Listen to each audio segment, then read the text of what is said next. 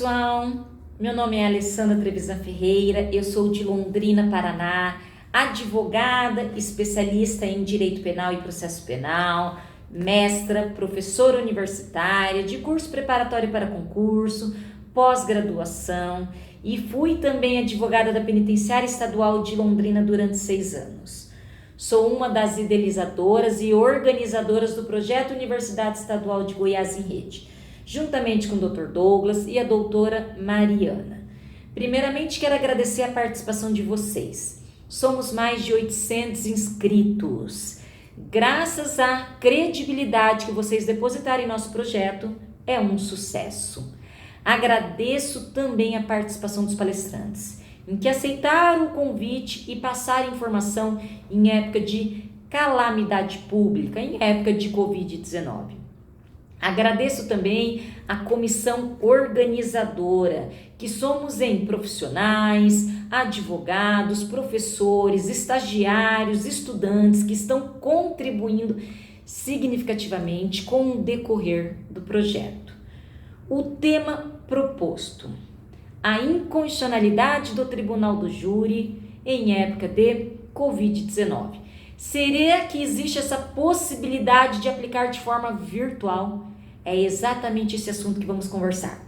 Tema recente, é uma proposta do CNJ em que, em época de pandemia, aplicar o Tribunal do Júri de forma virtual.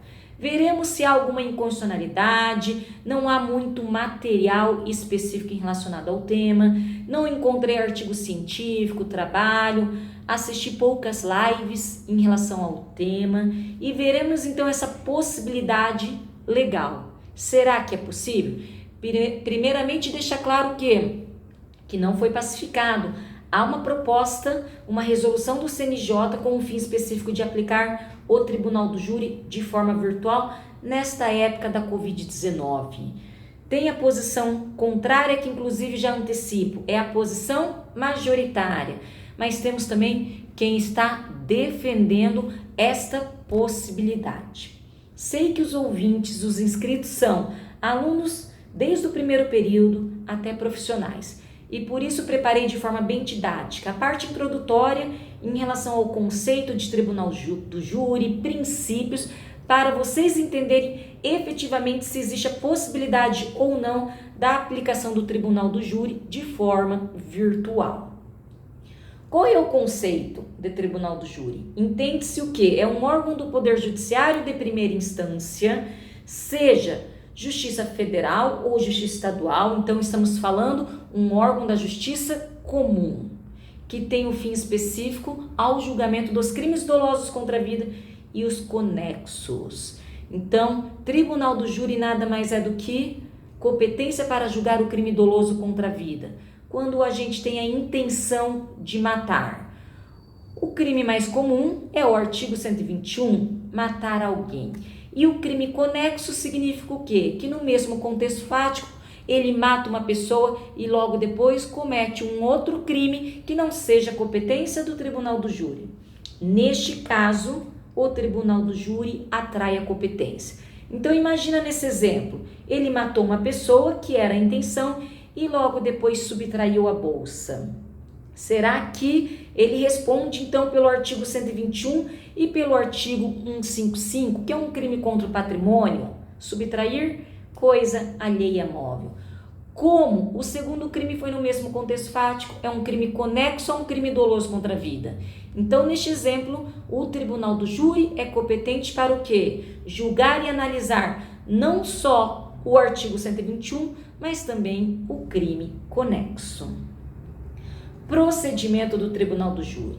É um procedimento diferenciado, tanto é que tem a primeira fase e a segunda fase. É um procedimento específico. Tanto é específico que tem previsão na Constituição em relação aos princípios inerentes exclusivamente ao Tribunal do Júri. Quais são esses princípios?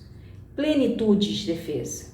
Ah, professora, mas eu já ouvi falar em relação à plenitude de defesa. O que a gente mais ouve é a ampla defesa. Será que é a mesma coisa? Não, pessoal, não é a mesma coisa.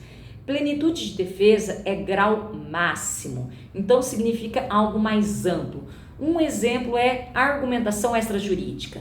Tem a possibilidade da defesa o que alegar qualquer tese que não seja técnica, que não esteja prevista em lei. Um exemplo, uma questão passional, uma questão emocional, uma questão pessoal, ou seja, até uma questão política. E se os jurados assim entenderem, eles podem absolver, independente se há fundamentação técnica ou não. A argumentação extrajurídica.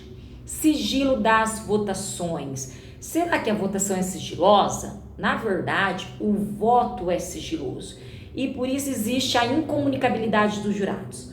Os jurados não podem conversar entre si em relação ao conteúdo do processo, certo? Princípio constitucional.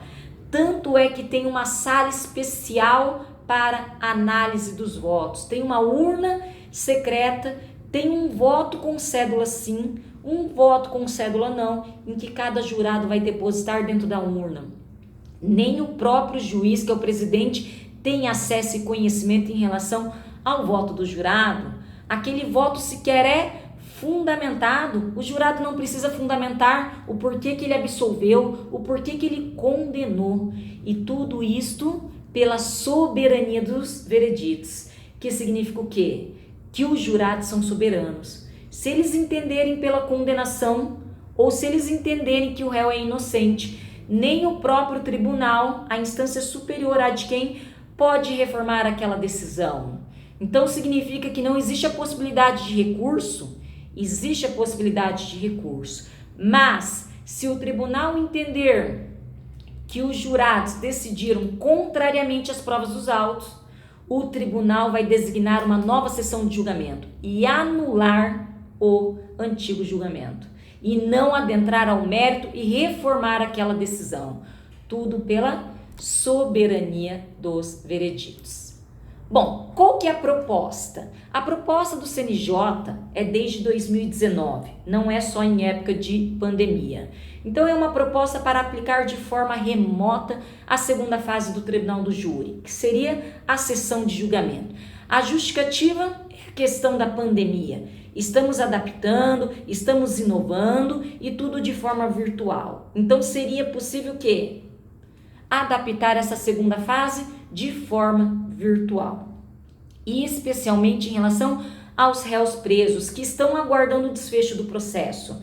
Afinal, desde março de 2020, quando a pandemia Covid-19 atingiu o Brasil, os processos do Tribunal do Júri estão suspensos. Então, o que significa? Que há 3 meses não há sessão de julgamento, aguardando alguma alternativa.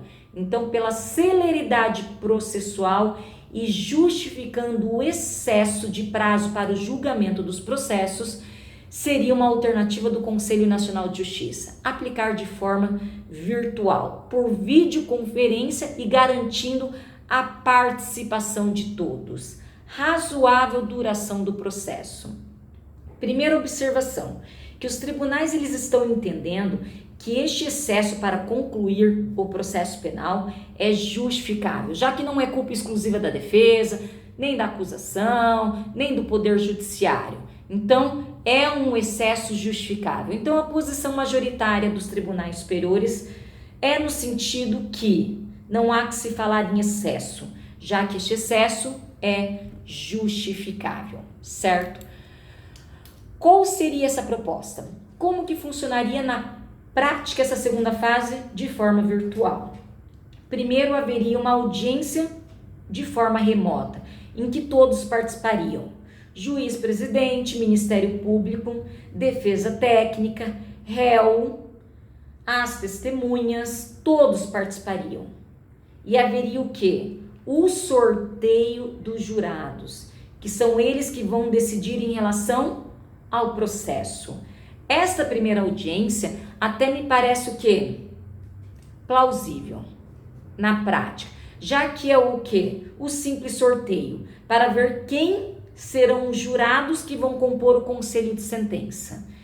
Neste primeiro momento, tudo de forma virtual. A partir do momento que há o sorteio dos jurados e as escolhas, inclusive os 7 jurados que vão compor o conselho de sentença, seria já de forma semipresencial. Por essa proposta do CNJ, os 7 jurados escolhidos, eles seriam então encaminhados ao plenário e o juiz presidente também. Então vejam como que funcionaria na prática. Primeira audiência de forma virtual, havendo a escolha dos 7 jurados, seriam encaminhados ao plenário e o juiz também de forma presencial. Quem que participaria de forma virtual? Defesa, advogado, o réu, Ministério Público, as testemunhas, a suposta vítima, caso seja uma tentativa de homicídio, certo? E daí seria tudo de forma remota. Então, em plenário, juiz presidente e os 7 jurados. É a proposta do Conselho Nacional de Justiça. E agora veremos. Será que existe essa possibilidade, pessoal, em aplicar de forma virtual essa segunda fase? Primeira posição, que é a posição contrária, posição majoritária, desde a comissão das prerrogativas dos advogados, Defensoria Pública, os advogados criminalistas do Brasil não concordam. Inclusive tem uma campanha pelo direito de estar presente no tribunal do júri. Júri só presencial, querendo dizer o quê? Que o júri ele deve ser de forma presencial. Presença física do réu é imprescindível. Dentre os argumentos temos, não há previsão legal para o CNJ autorizar de forma remota tribunal do júri. E por quê? O Código de Processo Penal, desde 2009, ele prevê essa possibilidade da audiência remota, mas em procedimento comum.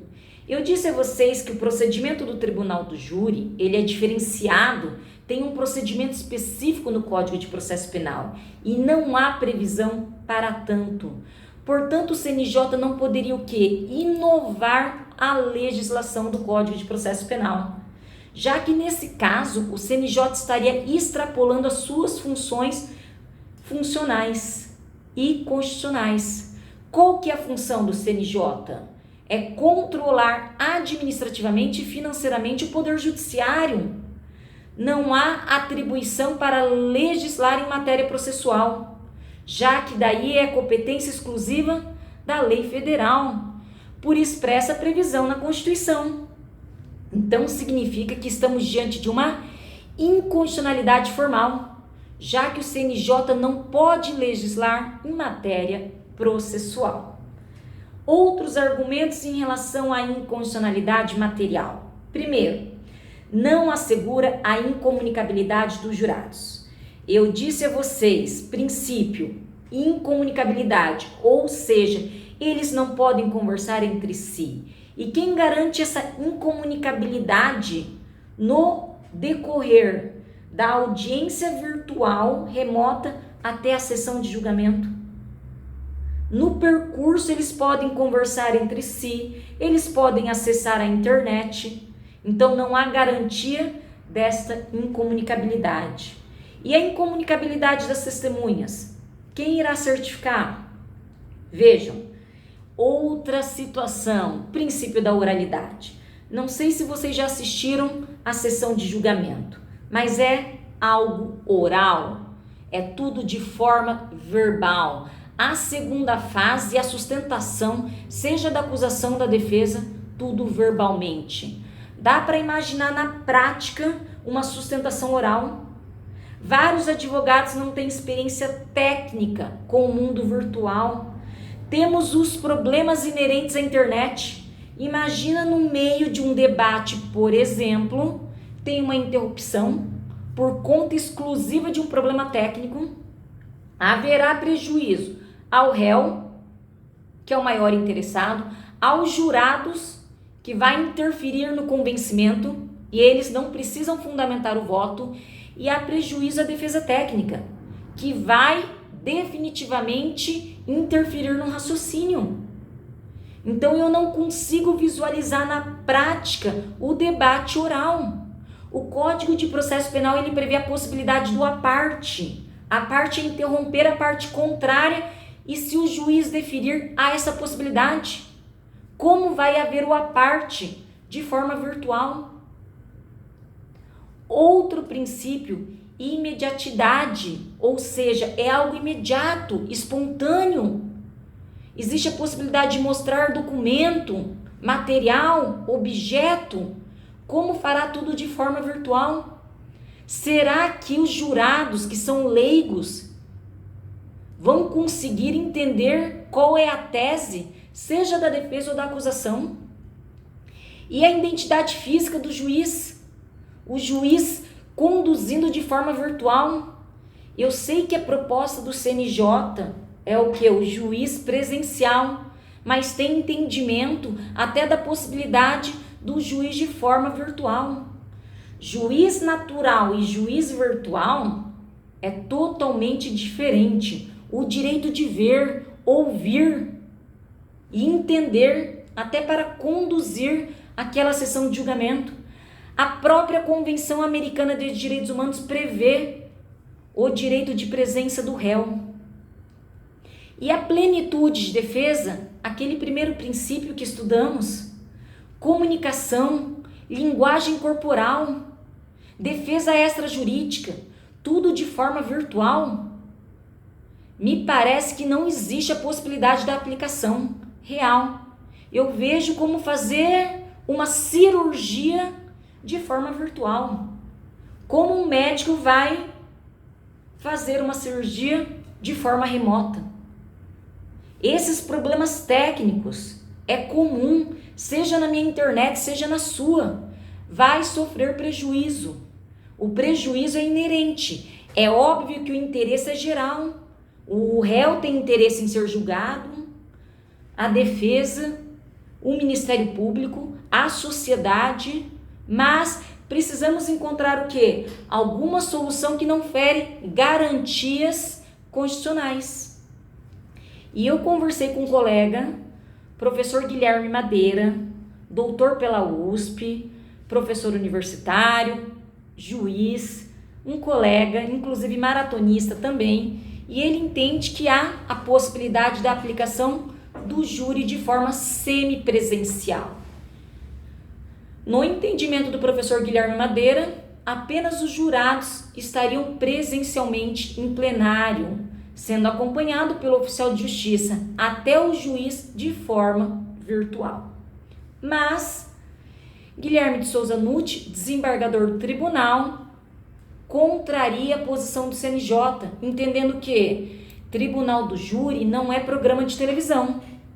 Então não existe essa possibilidade de fazer de forma remota. Vai causar um prejuízo, os próprios jurados não vão conseguir entender efetivamente quais são as teses e também vai ferir o princípio da plenitude de defesa.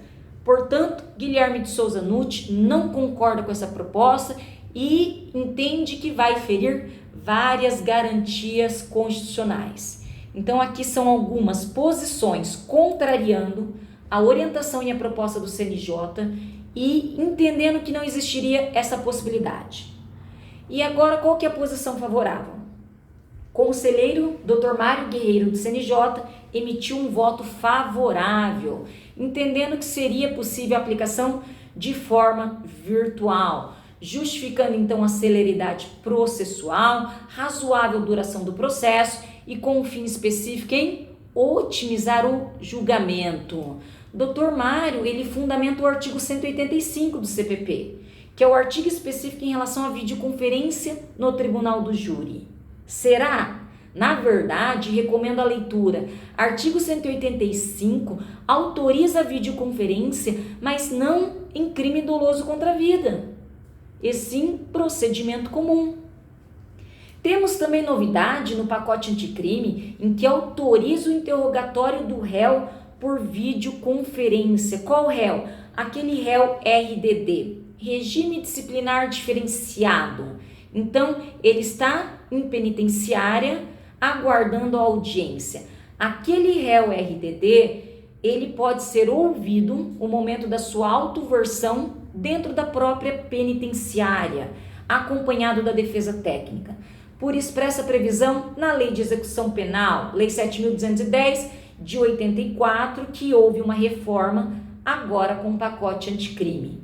Vejam, nessa situação estamos falando exclusivamente do interrogatório do réu e não dessa segunda fase, em que tem esse contato direto com os jurados, a sustentação, as dúvidas. Então, são coisas diferentes, não dá para comparar o interrogatório do réu de forma remota com essa segunda fase, certo? Bom, passei a vocês posição contrária, posição favorável e agora posição pessoal. Será que existe então? Eu entendo que na prática não teria essa possibilidade de aplicar essa segunda fase de forma remota, certo? O júri é um procedimento diferenciado, é algo complexo, o júri tem uma dinâmica diferenciada, portanto, de forma remota, seriam atos simples, não qualquer ato, não que o interrogatório seja qualquer ato, não é isto, mas o interrogatório, por exemplo, é um ato técnico, inquiri-lo, por exemplo, né? Agora, quando estamos falando em segunda fase do tribunal do júri, a sessão de julgamento é muito complexo. Falar de forma virtual me parece o quê? Incabível. Além de ferir a Constituição, as garantias fundamentais, ainda não vejo o quê? Probabilidade em aplicação, viabilidade. É uma questão real. Só quem já vivenciou uma segunda fase do tribunal do júri ou só quem já acompanhou sabe que seria totalmente difícil, para não dizer o que? Humanamente impossível. Eu sei que estamos em época de pandemia, calamidade pública. Devemos inovar? Óbvio que devemos. Devemos adaptar? Sim. O prejuízo é inerente, seja mim, seja vocês, sejam os jurados, seja o próprio réu, Poder Judiciário, acusação, prejuízo geral. Mas precisamos encontrar o quê? Mecanismos para reduzir os prejuízos. Quais seriam esses mecanismos, né? A tecnologia, ela não pode ferir essas garantias, seja da Constituição, seja do procedimento. Eu vejo que devemos adaptar tudo de forma virtual.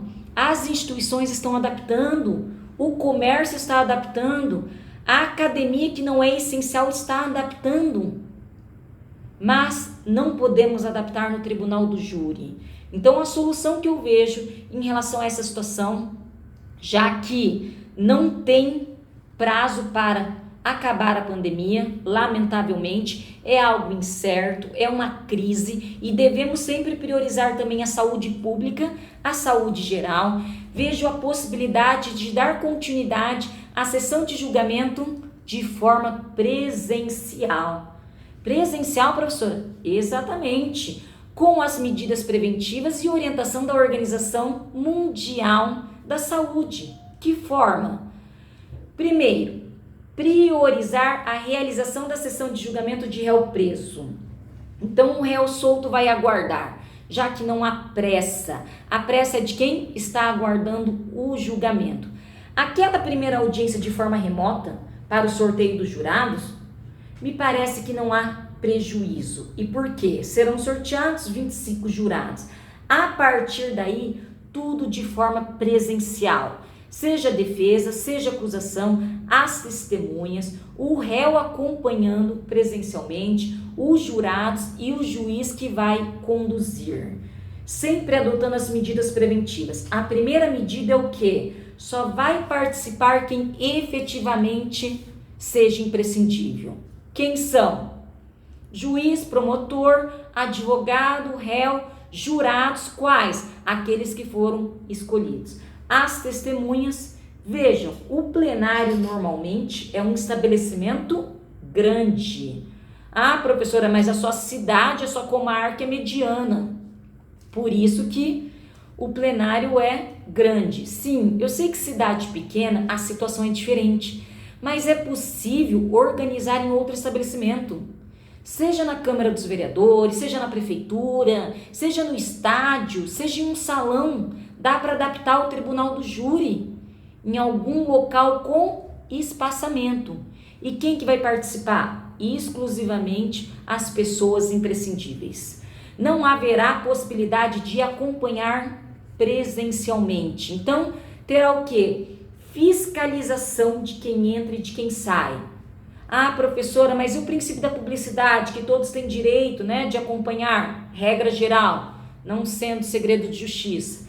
Aí sim, aí o Poder Judiciário pode disponibilizar de forma remota, virtual, em que o próprio familiar, o colega do preso, a comunidade poderá assistir de forma virtual. Deverá o quê? Tomar todas as medidas preventivas, medir a temperatura, álcool em gel, máscara descartável, espaçamento e até a possibilidade da realização de teste, aquele teste rápido, ou se há algum sintoma em relação ao Covid-19. Se a testemunha ou se o próprio réu tem algum sintoma, é óbvio, suspensão. Não haverá o quê? Designação da sessão de julgamento. Então é possível? É possível, certo? Os jurados, eles poderão o quê? Se posicionar no lugar do público. O que significa? Já que não haverá público presencialmente, eles podem sentar no lugar do público. Haverá o quê? Distanciamento e espaçamento entre os jurados. São 7. Protetor de olhos, luva. Então, existem várias medidas preventivas com o fim específico da não propagação da Covid-19. Mesa dos juízes, servidores com distanciamento pela orientação da Organização Mundial da Saúde. E lembrando que poderá haver a divulgação pública em tempo real. Então eu vejo perfeitamente possível esta adaptação em relação ao tribunal do júri de forma presencial. É óbvio que haverá um prejuízo em relação ao Poder Judiciário, que terá mais demanda, mas o prejuízo é geral. E nesse sentido não fere o quê? As garantias fundamentais. Não podemos autorizar que em época de calamidade pública essas garantias sejam feridas. Por isto, existe a possibilidade de manter a sessão de julgamento dos réus presos, óbvio, e posteriormente dar continuidade na pauta de réu solto, e não devemos utilizar então a tecnologia para ferir essas garantias. Bom, eu sei que em alguns casos, só para concluir, já existia a possibilidade do interrogatório do réu de forma remota, mesmo antes da pandemia, mesmo antes da Covid-19. Eu estou falando de tribunal do júri. Então o réu ele é ouvido dentro da penitenciária, acompanhado da defesa técnica, mas a sessão de julgamento é de forma presencial. Então são coisas diferentes. Ouvir o réu de forma remota, me parece que o prejuízo seria menor. Ainda assim há prejuízo, mas é menor. Agora, segunda fase do tribunal do júri, em que tem toda essa dinâmica, toda essa argumentação oral, sinceramente, não consigo visualizar na prática. E vejo, pelo que estamos vivenciando e adaptando, seria possível tanto o Tribunal de Justiça, como o próprio Ministério Público, defesa e réu adaptarem e aceitarem as condições de forma presencial. Agradeço a participação de vocês. Qualquer dúvida estou à disposição em rede social. Meu nome no Instagram é Alessandra Trevisan, aleTrevifer, certo? E também aguardo os comentários positivos, negativos e seguimos firmes, convictos que em um futuro breve as coisas irão normalizar. Precisamos adaptar, precisamos inovar e precisamos ter muito pensamento positivo, que as coisas irão normalizar, certo? Cuidem-se, as medidas preventivas e fiquem com Deus. Até mais!